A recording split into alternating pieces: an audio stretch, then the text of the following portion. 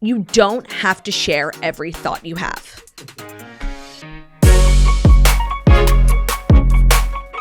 Hey everybody, welcome to the Forbes Top Creators Show. I'm Forbes Managing Editor Steven Bertoni, and I'm here with creator, comedian, author, entrepreneur, podcast host. Am I missing anything? No, I think you've got Queen, Claudia Oshry. Thank you for joining us. Thank you so much for having me. Well, we just started this podcast, but you've been doing this for how long? Yeah, so we are entering, I never remember, it's our 8th season, our 7th year, something like that. Okay, so you're veteran. I like to think. Old school. But extremely young and Yes. hip and fresh. Yes. How old were you when you started? In 2017, I was 23. 23. Yeah. With your sister. Yes, Jackie. How did you guys think about the show? So the first iteration of our show was called The Morning Breath, and it was very much meant to mimic a morning show. We watched the movie. Have you ever seen the movie Morning Glory with Rachel McAdams and Harrison Ford? Maybe. So she's tasked with she becomes the producer of this defunct morning show. Okay. And Harrison Ford is supposed to be like a Dan Rather type. And they he's like super grouchy? Yes, exactly. Okay, I saw that part, yeah. And it is our favorite movie, and it just ignited this love of morning shows. But there wasn't really a morning show for girls like us, who at the time we were early 20s. We were really interested in talking about anything other than The Bachelor and the Kardashians, and there wasn't a safe space for us to do that. So we created a show. It actually wasn't a podcast, it was more of a web show, and people really seemed to enjoy it. We both had been doing content creation on the side, so we had a bit of a small audience to start with, and the listeners were like, wow, I love this. Would you ever rip the audio and make it a podcast? And we're like, sure, anywhere anybody wants to listen, we'll do that. Okay. And so very slowly that audio, which was sort of an afterthought, started to get a lot more listeners than the actual web show, which was being live streamed on Facebook Live, YouTube Live, and Instagram Live back in the day. Would you and Jackie talk about this kind of stuff in real life, just around the kitchen table? Yes. So Jackie and I are blood sisters. A lot of people have a hard time understanding that because she has red hair, but she's my full-blown sister. Yes. And so we've always been really into TV, really into pop culture, obsessed with celebrities, reading magazines, things like that. So this was just a common interest we had that we would talk about offline, and we would have really funny conversations about it. And it was just what we were interested in at the time. So it was very natural. Okay, very cool. And then when did I want to take a step back I want to kind of go behind the scenes, kind of behind the music, but behind the content in a way. And I would love, could you walk me through one video or one podcast that is either your favorite or made all the difference, and let's go through the generation of this content. There have been a couple of banner episodes from The Toast over the years. I think a lot of people will say oh, I heard about you guys through X. When there's a big scandal. I remember at the time when there was big drama on Bachelor in Paradise. I'm sure you have no idea what I'm talking about, but they had to shut down production because two castmates. It was a drama, and Jackie and I had gotten a little bit of an inside scoop before anybody else did, and that episode blew up for a lot of the reality TV Wait, how'd watchers. you get the scoop about The Bachelor before? You had did you have a spy in there? So there was yes. I mean, it's been 10 years, but I still feel weird saying it. Okay. But we just had some inside scoop about what happened. If you guys remember, it was Corinne and it was Bachelor in Paradise. It was so much drama. And so a lot of our listeners who now listen to us every day came to our show initially for that scoop and just ended up staying. Okay.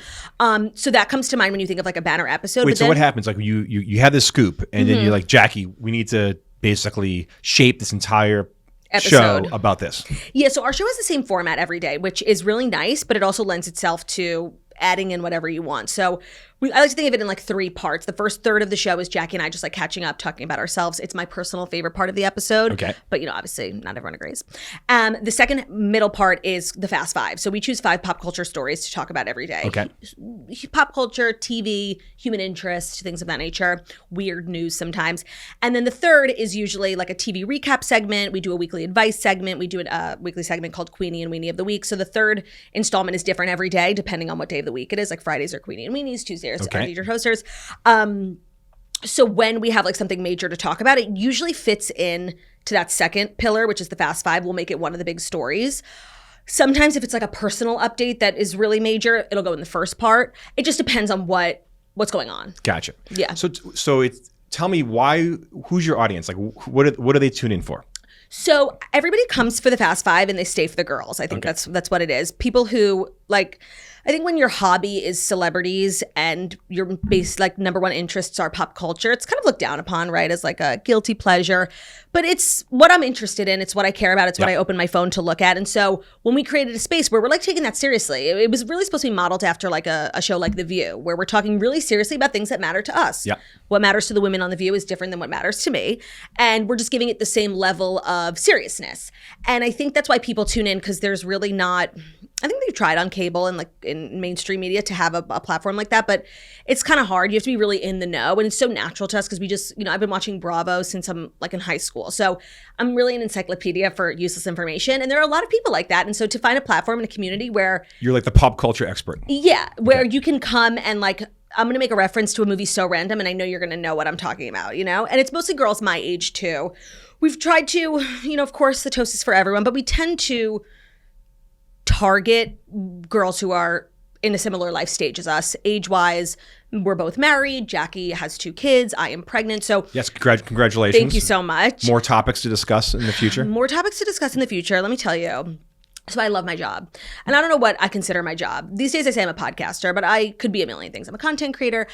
I love my job because it's the only job where you can get pregnant and have a baby, and like it only furthers your career, right? Like, and you, of course, the flexibility of making... It's a new cast member. It's a new cast member. It's a new tier of brands who want to work with you. Like, it really is so cool. I don't know if you could say that about any other job where you're not nervous to announce your pregnancy. Like, you're excited because you know it's going to further your career. I don't know if that like sounds fucked up to say, but it's true. No, it's interesting. Like, that's... If you're a young person right now, like if you're like a 25-year-old creator that's doing all the 25-year-old stuff, you're out there partying, traveling, that sort of stuff. But that's a good point. Like, you bring your audience with you. So if you evolve and decide to settle down and have a family, then you become a parent influencer as well, as not just the 25-year-old bottle service flying first class, that sort of thing. And I used to be afraid because when I was starting out, I started doing this when I was 18. I'm 30 now. And, in my early 20s, that was my content. Lots of partying, lots of drinking, lots of fun, lots of travel. And I was worried. I remember like when I got engaged, I'm like, well, am I like a boring married person now? But you start to remember like everybody who's watching you is growing up with you too. And so I've sort of lived a parallel life to a lot of my followers where we got engaged around the same time. We all got dogs around the same time. We're having babies around the same time. So it actually only behooves you to like lean into that growth. And you can write your baby off as a business expense. Correct. Everything. The entire thing. Bills. The entire thing is off. Are you going? That's really interesting. So you obviously pop culture, but you and your sister open your lives to your audience. Are you going to take maternity leave? Are you going to be like, I'm going to podcast, totally exhausted because I had 3 hours of sleep, nursing. Like, are you going to keep the show going? Are you going to take a break or a little bit? So it's really interesting because is the camera going to be in the hospital? Like, what's happening? So we're actively working through that, but we've been through 2 pregnancies already with Jackie. And let me tell you, Jackie is a warrior because now that I'm in her position, the first time she took a month off, I did the show with like different guests. And then in month 2 and 3, she started to come back 1 day a week, 2 day a week. And then she ultimately came back full time. And I remember saying, I'm like, by the way, when my time comes, I said it to her, but also to the audience, like, do not expect that sort of tenacity from me. Like, I need a break. I'm not strong enough. She's so crazy that she did that. So I will be taking a full 3-month maternity leave. Nice. Month 1, Jackie will be doing the show without me and a bunch of guests. And then month 2 and 3, we are going dark. And it's definitely a challenge. So I talk about my job and how amazing it is. And I'm so grateful for so many of the flexibilities that come with being your own boss. But there really is something so nice about the stability of like a corporate job, especially one of those good corporate jobs like Google or something, or I'm sure like Forbes, where you get, maternity leave, you get insurance. You're very brave to put Google benefits and Forbes benefits in the same sentence, but I appreciate that. Yes, like, I know. Yes. Having a stable, job, it's stability there, where you can come back to it and like you literally can't be fired because of it legally. There is a lot of merit to that type of stability. And I think the older I get, the more I appreciate it. Where I was younger, I was like, I'm my own boss, like fuck everybody. But being your own boss means like maybe not taking maternity leave. Yeah. It's like you're not working, you're not getting paid. Correct. Yeah. So you guys shoot obviously 5 times a week. This is interesting because when I talk to a lot of creators, I always ask, what's the worst part of being internet famous? What's the worst part of being a creator? I expect them to say like the being recognized or the hate comments and trolls, but most of them say like they feel like they're on this content treadmill where like every day or every couple times a week they have to come out with content, turn something out. You guys talk every day. Is that an asset or is it a stress? How do you find out what to talk about, especially when you have your personal updates? Like if you want to talk to me today and then I'm talking to you tomorrow, like I don't have much to add. Like I talk about my sleep, not exciting. No, it's a good call. And I also find like the more deep I get into my pregnancy, I have less to share every day. I did nothing yesterday. I laid in bed all day. So it's a balance for sure. I think that doing the hour-long show every morning, we've kind of nailed the art of doing. The whole show is unscripted, obviously, but it's really off the cuff and, we wing it every day. There's no pre-recorded anything. There's no we know the 5 topics we're going to discuss, but we don't know what the other one is going to say. And we've gotten I think it's because we're sisters, we've gotten into a really good rhythm where it's pretty reliable. Like some episodes are obviously better than others, but for the most part, like it's a good hour-long funny show every single day. And then what's so great about that is in terms of like churning out more content on all the different platforms, I wake up every day and by noon, I have an hour-long episode that I can create other content with. So like TikToks, Reels, YouTube Shorts. And it makes my job a lot easier because that hour-long thing that I did is now working for me for the rest of the day. So like you wake up, do you have your topics? Do you do your topics the night before? So topics are actually Jackie's domain. Okay. She does the topics about an hour before we are set to record. Before we record, my job is getting all the ads together. So we have like, between 4 and 6 ad breaks every episode, making sure all the copy is printed out or on my iPad, and I'm the one who reads it. So I have to make sure I like know what I'm talking about, what the call to actions are. If we're doing like a segment that day, like Dear Toasters, we have people who write in and there's like thousands of emails. We want to go through them, find the funniest ones, put those together. Queenie and Weenie, which is like it's our last segment of the week. We give out an award to Queenie of the Week and Weenie of the Week. Sorry, it's like funny when you have to explain it to someone. No, it makes sense. I'll nominate myself. You are Queenie of the Week. I'll be the Weenie. I want to be the Weenie of the Week. It's only a 7-day title, It's not that serious. Right. So we both have different like administrative jobs when it comes to the actual show, and then we record at 10:30. 10:30, so okay. Up until that point, we're also on camera. So as a woman, that takes, a good chunk of my time. I do about an hour's worth of hair and makeup myself every day. Yeah. Looks good. You're become a pro. Thank you. Well, you do become a pro because you don't want to spend money on glam every day. No. This is a business. Yeah, you'd be losing money. Correct. Yes. The show runs for about 60, 75, between 60 and 80 minutes every day. Okay. Minimum 60, never more than an hour and a half. So by noon, we're done recording and then we're live to tape. So the show is not edited.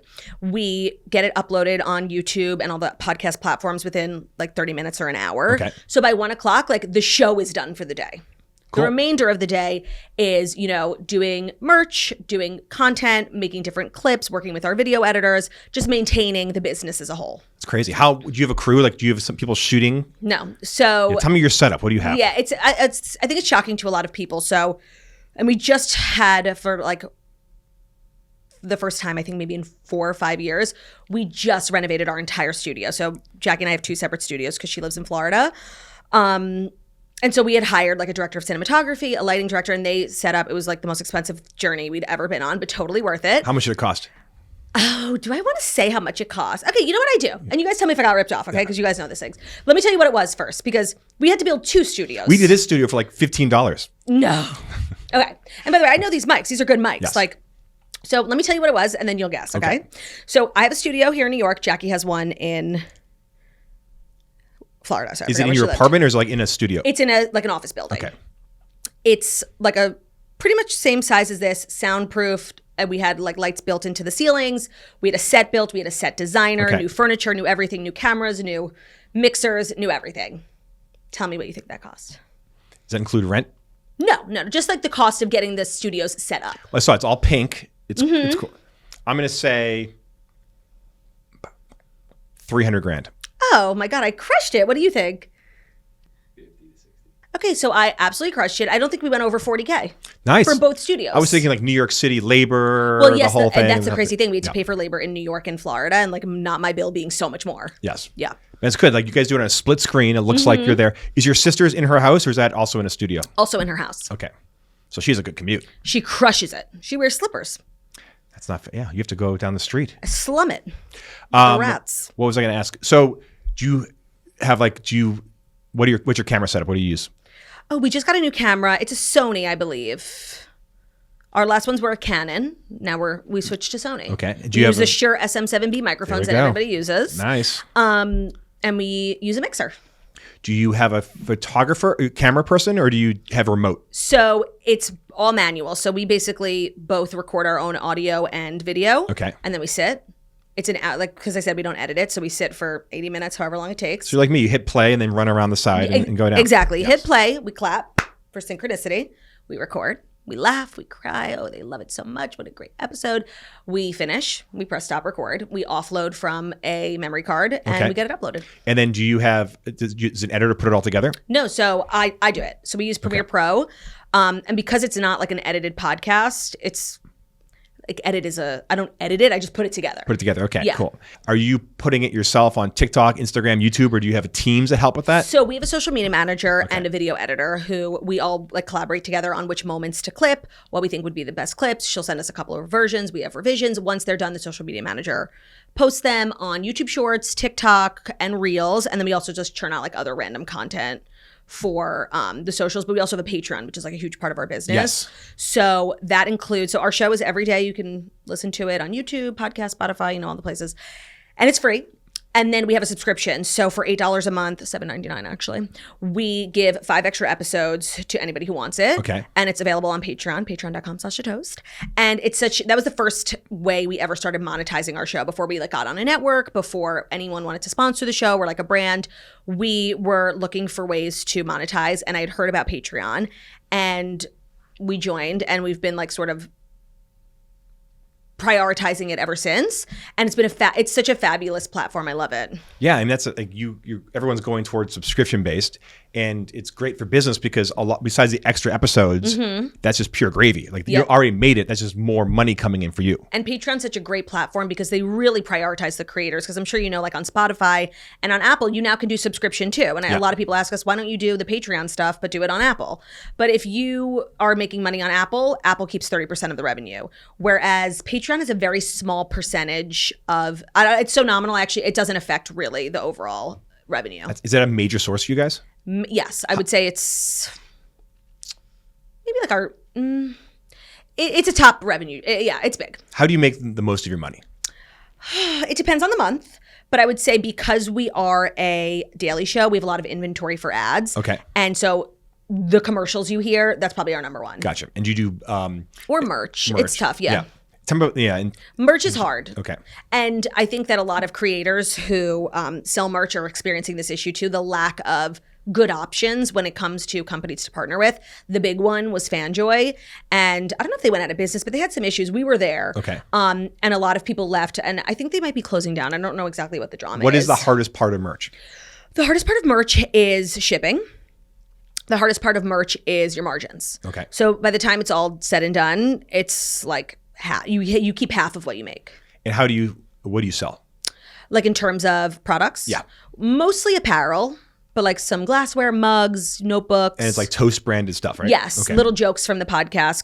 Because we're sisters, we talk in a language that is English technically, but we make up our own words. And so a lot of times they become kind of viral, and people love to see that shit on merch. Yeah, it's cool. Like you're doing community and everything. Exactly. I mean, tell me about this. Like, I love this how you started it just sister podcast or sister video podcast, and now you're talking merch, you're talking subscriptions, you do live shows. Tell me about this. Yeah, so in 2018, I'd always been told, oh my God, you're so funny, like I'm beautiful and skinny. That's what people always tell me. No, but people were always like, would you ever do stand-up? And my answer was obviously no, it sounds horrible. But I think like a natural inclination is like, if you're funny, you should do stand-up. And in 2018, I was like, oh, you know what, just fuck it. Like I was at this point where, and that's the fun thing about the internet, you could just like try different jobs. Okay. Like I tried being a DJ for a while. Like it wasn't for me, but like some people have immense success with that. What was your music like? I don't remember because I was just like drunk the whole time. I didn't understand like going to a party to work. I was like, well, I'm drinking. So I actually don't even remember what I used to play, and I was not good. But I took lessons. I took it really seriously about like all the equipment, such a waste of money. I did like 3 gigs to recoup the cost of like, it was like $1,500 that I spent on equipment. And once I made the money back, I was like, okay, I can be done with this. A couple high school dances and you're all set. Yeah. Like it was really a dark time. But one of the things I was like, let me just try it, was stand up. And the cool thing is like, I think to get into stand up, you have to kind of do some of the worst shit in the world, which is like show up to a random club, beg for 5 minutes, and do it, do a random set for 3 people. Yeah, no one knows who you are. Exactly. And it's cold open. And did you do that? No. So my first show was a sold out show that I booked like a private gig at Caroline's. Okay. So it was like 300 girls who listened to my podcast. They were so excited. And it was just like such a comfortable audience. Like I'm sure now if I were to watch it or like relive it, it would be horrible. But at the time I was like, I crushed this. But you brought your own audience. Like you, yeah, exactly. You were like a club promoter that brought like loyal fans. Right. So I got to like cut the line a little bit. Which is what brands do for you anyway. That's what you do for brands, right? You bring in that. And I liked it. And I was like, you know what? I think if I practice it, it's a muscle. And like, obviously anyone can learn a skill, but you need to like have the skill, and you can become better. But if you don't have it, you don't have it. What was your best joke?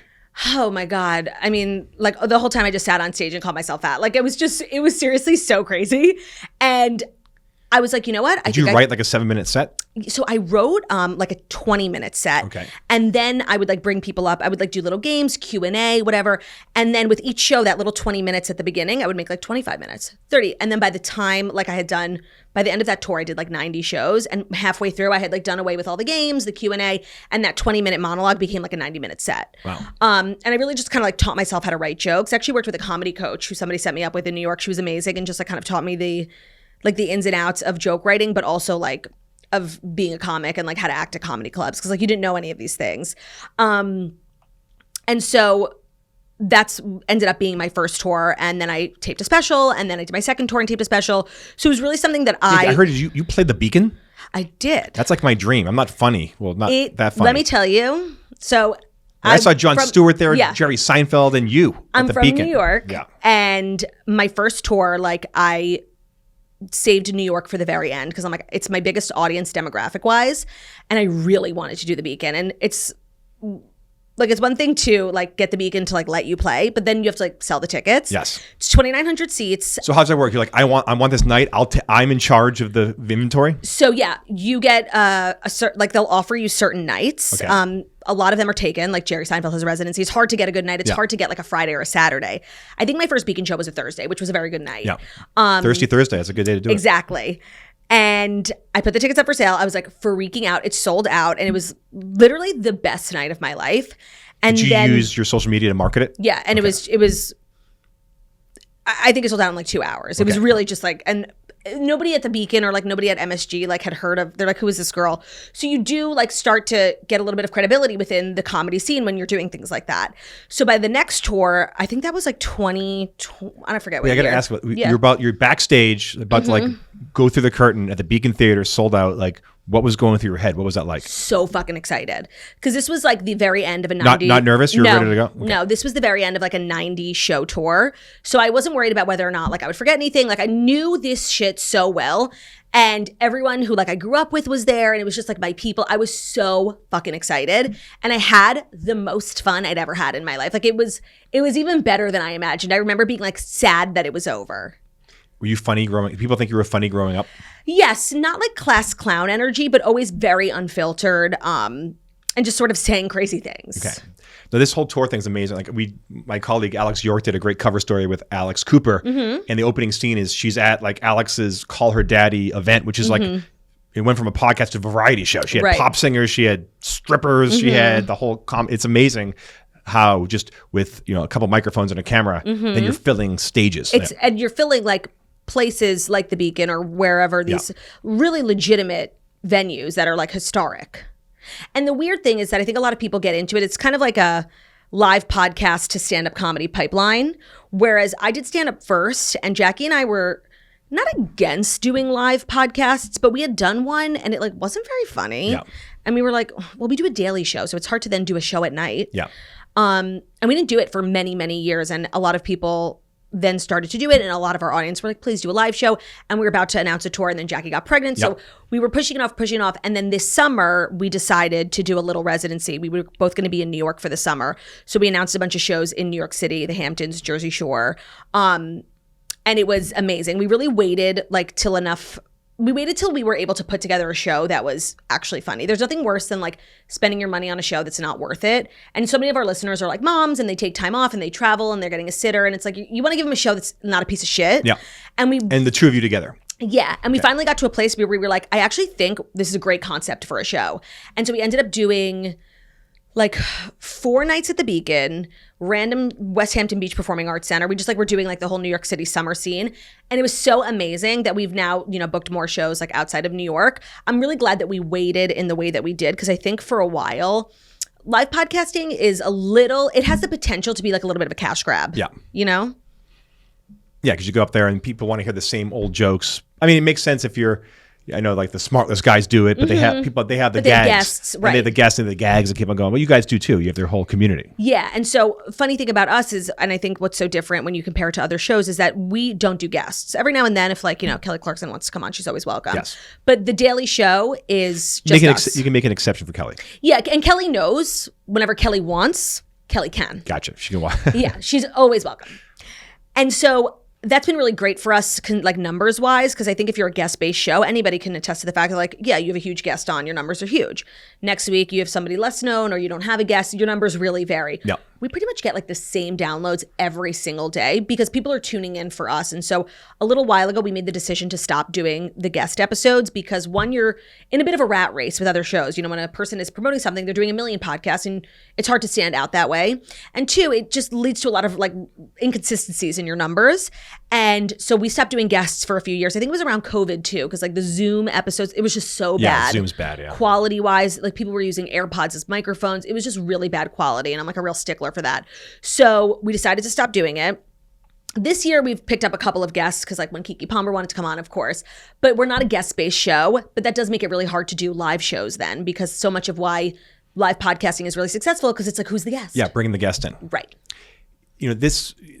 Every last couple of elections have been. This is not a political question. This is a media question. I know what you're gonna say. There was like 1 year, one like with last Obama was like grassroots Twitter, and then with this year then with Trump and Hillary it was like social media. This was like the podcast election. It was the podcast wars, and and Trump totally outperformed Kamala. He did a lot more different things. Like, what do you find? Like, have you had politicians that want to come on your show?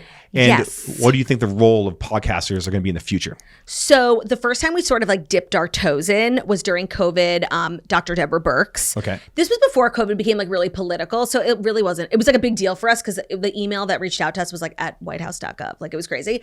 But we didn't get like backlash. It wasn't like a big thing. She was just sort of telling everyone like 6 feet apart. It was like the very early days. Tips, like how to stay safe. Exactly. So it wasn't controversial or anything.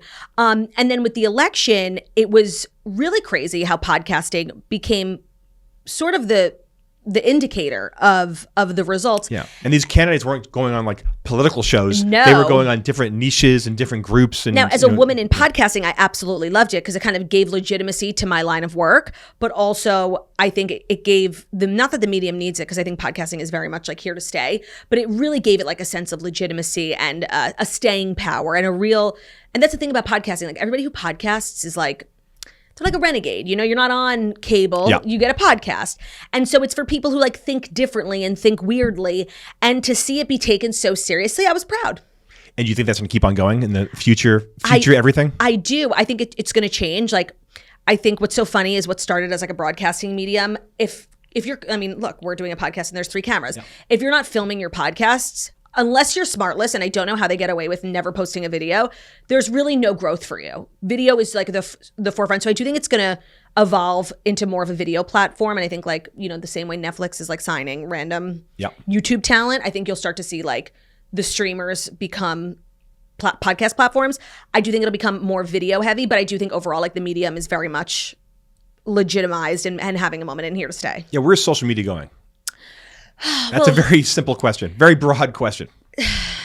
Well, when you think of like podcasting and social media, like I do think of them as 2 different parts of my job, but also 2 different industries. So like content creation, I think for so long people were like, it's a bubble.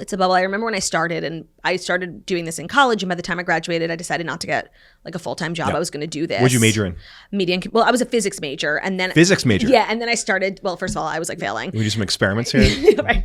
When I graduated college and I wasn't getting a full-time job, it was so crazy, and everybody was like, "Yeah, like this Instagram thing, but like, what if it's just a bubble and it pops?" Like, and feel like for so many years they've been saying like, what if Instagram goes away? What if social media goes away? And it's becoming apparent it's not going away. It's a very legitimate way to earn a living. And I just think we're going to continue seeing that trend tenfold. If you could only be on one platform right now, what would it be? From what perspective? Making money? Making money. Or enjoying myself? Let's go making money, getting eyeballs, and then enjoying yourself. Or making money, fame, and enjoying yourself. Okay. Making money, podcasting. And enjoying in podcasting is YouTube that's included, yeah. Yeah, but I'm saying just like having a podcast, okay. I would say. In terms of becoming famous, TikTok. That's if you can figure out TikTok, you'll be famous forever. Well, not forever, but for now. And then what was the third one? In terms of enjoyment. Oh, TikTok as well. I do enjoy a good scroll. What do you think is going to happen to TikTok? I don't know. I was very much like curious to see it disappearing. For me, it's not one of like my biggest platforms, and it's not my biggest revenue driver. So like if it were to disappear, it wouldn't have affected my business in the way that others it might have. So I was really curious to see like what would happen if like where would everybody go? We didn't get that, and I do think it'll stay. Yeah. So I think it was all that drama for nothing, which I do hate. Yes. I love drama. There's a lot to talk about. I know. In terms of, you were saying that, your shows are unscripted, unfiltered, raw. With that, you guys have you've courted controversy on many levels. Yes. Is that good business? Is that done intentionally, or is that just how you guys think? Let me tell you, it's not done intentionally. Like if you've ever been through like any sort of backlash, like it's the worst fucking thing on the planet. Okay. But having said that, the more I go through it and the older I get, I do realize it's sort of this necessary evil for this business. And when you think about the greats, when it comes to anything, like the biggest YouTubers, the biggest podcasters, I could name 6 scandals they've been through and 6 things they said that got backlash. It's sort of just the nature of the beast, and you have to be okay with it. It takes a lot of inner work to get there, because to go through any sort of scandal on whatever scale, it's really hard just as a human being to go through. What did you teach yourself? Like, what did you learn? If you could go back to your first scandal and being in the seat you're in now, what would you tell yourself? You don't have to share every thought you have. Okay. Yeah. And that's big or small, But what about, you've shared the thought, you've made it. In terms of like navigating it? Navigating it. How do you survive a scandal? I think you really have to trust your gut. You can always tell when somebody's apologizing for something that they're not sorry for. And you can always tell, and I've done that before, like just to appease people. And it's like, if I said something and I regret it and like I understand why it was hurtful, I'll 100% apologize. But now I'm of the mindset, well, if I said what I said and you didn't like it or you misunderstood it, it's not my job to explain it to you. And so I think speaking less and explaining yourself less, because there's this human thing where you just like, you're feeling misunderstood and you want to explain like, no, you didn't understand what I was saying and you took that out of context. But then sometimes it's like, it's not my job like to explain it to you. If you want to take this 10-second clip out of an hour-long episode and make it seem like that's what I said, that's on you. Gotcha. But you will find enormous peace when you stop trying to appease everyone.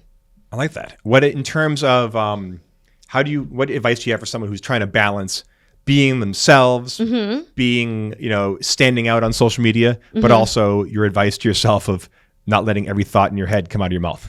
Yeah. Like, how do you not become gun shy?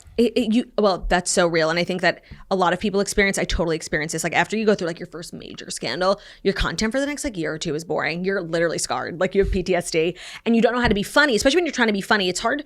Funny is risky. And so sometimes you're going to say something that's a little like, and so you'll find yourself pulling back. Yeah.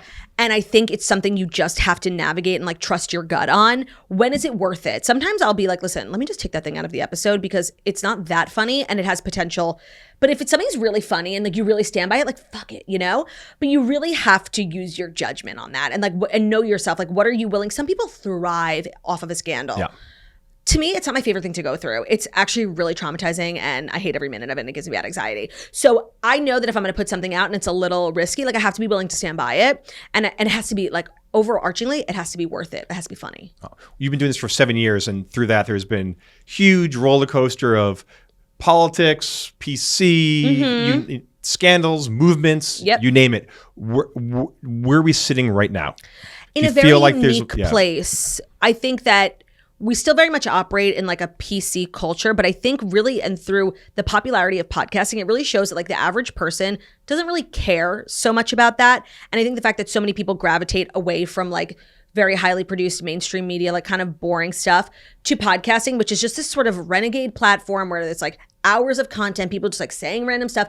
I think it gives a lot of people the confidence to say what they're truly thinking because it's clearly working. It's really popular. It makes you feel good. Yeah. You mentioned mainstream media. Obviously, you guys started out with a web show, and now you touch all kinds of media. What advice do you have for mainstream media? Or if you were suddenly now the CEO of a old school media company, what would you do? That's a really good question. I think for a while, like when influencers and creators like started to take off, they would very rarely get like cherry picked to do something on TV. And if it didn't work, which it often didn't, because people from TV like didn't understand YouTubers. I remember like Grace Helbig had her own show and it was like a flop. And then E also gave the Lady Gang podcast a show, and they didn't give it a chance. The show was so good when Lady Gang did it, but it was a totally new platform. It was like a live podcast TV show. Yeah. They canceled it after one season. They should have given it more time and like more resources because it really had potential.